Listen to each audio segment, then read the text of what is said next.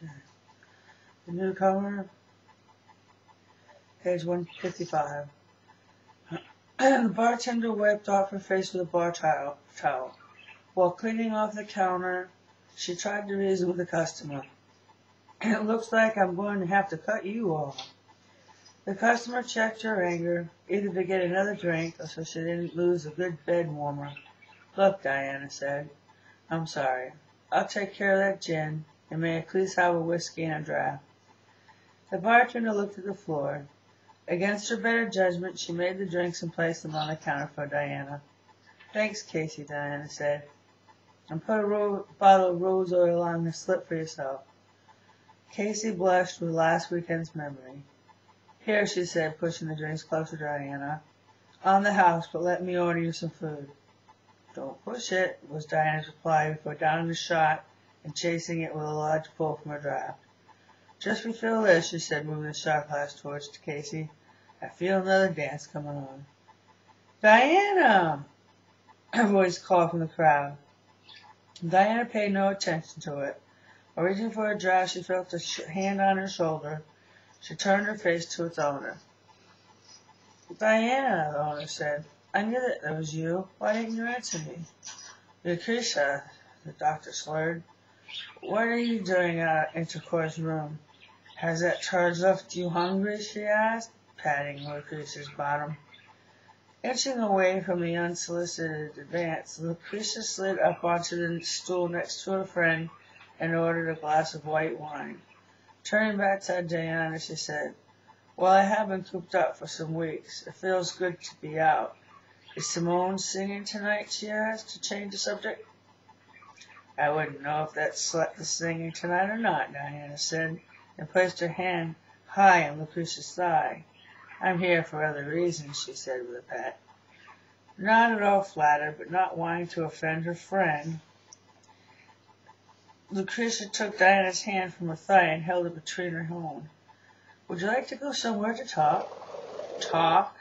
Diana scoffed at the suggestion. Talking is not what I want to do. She picked up her shot and drowned the brown gold before grabbing the next woman who walked by. Luckily, the woman accepted the man for a dance, having been Diana's bed partner the night before. Lucretia brought her wine and Diana's draft to a small round table near the dance floor. Sitting down, she watched Diana's suggestive moves and stolen kisses. When the dance was over, Diana kissed her partner hard on the lips. The girl returned the kiss and excused herself. Diana slapped her partner on the ass as she walked away.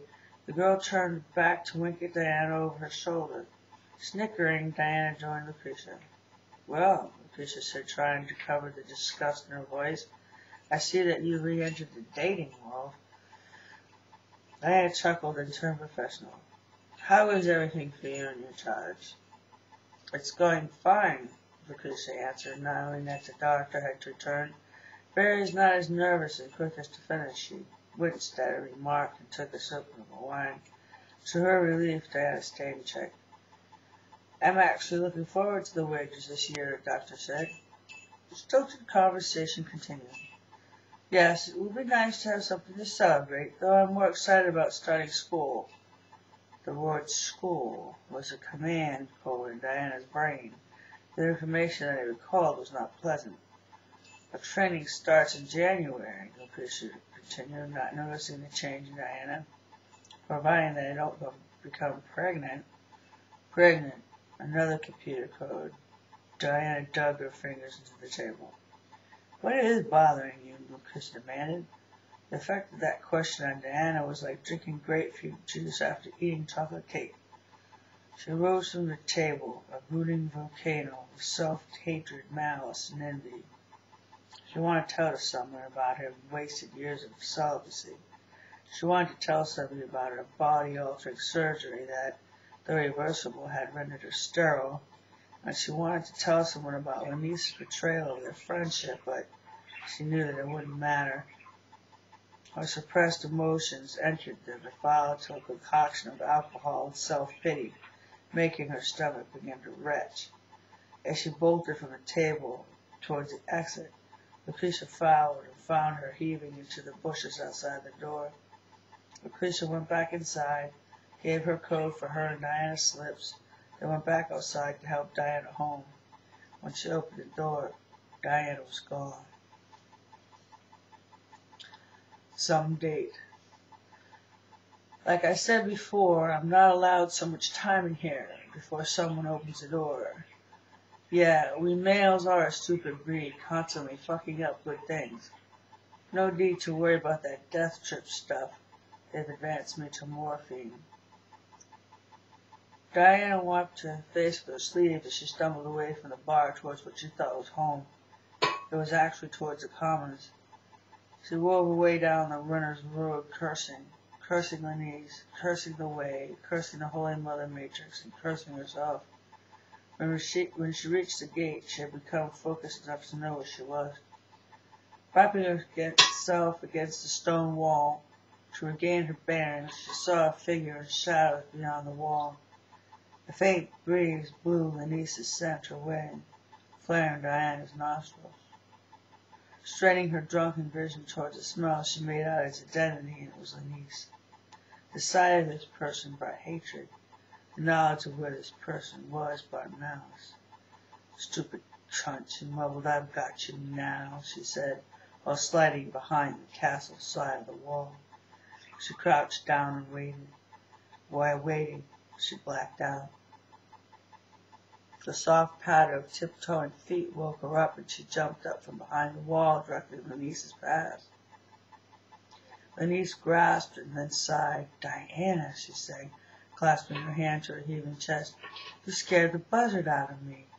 Catching her breath, she nervously laughed. Thank the Holy Mother Matrix it's you. She stepped towards Diana, reaching for a hug. Diana grabbed her arm and pulled her into the commons. She pushed Lenise down and flung herself on top of her. Diana, Lenise screamed, it's me. I know who you are, you miserable bitch, Diana said, struggling with her clothing to release her phallus. A full erection and met her hand.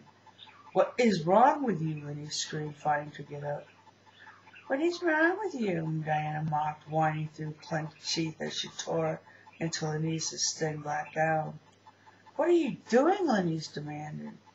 What I should have done years ago, Diana said, spitting the words in Lenise's face and forcing her mouth onto hers. Lenise clamped her teeth down hard on Diana's probing tongue. Lenise jerked away, then punched Lenise in the face. Try that again, whore, she said, then punched her again, and I'll strangle you. Lenise's face pulsated from the assault. Her eyes bled with pain and fear at the sight of this animal she had once called a friend. With one grasping pull, Diana tore off Lenise's underwear and then crammed her penis into the horrified Lenise. When Diana had finished, she remained sitting on top of the shattered woman. Report this, she said, poking the words into Lenise's chest. And I'll report that, she shouted, pointing towards the commons. Vengeance satisfied, Diana staggered to her feet and fled, leaving a sobbing Lenise alone in the dark. Dear Ava, I have found a reason, and you are it. This journal will be found. This journal will be for a purpose. This journal will be yours. Please forgive the obscenities. Sometimes Daddy was really stupid.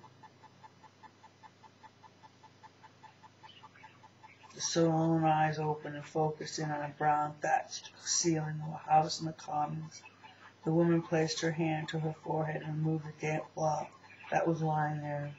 She sat up to listen to the arguing voices coming from the next room. I just couldn't leave her there, said one pleading woman. Be still. We're not blaming you for bringing her here. We're just worried about the consequences, another explained.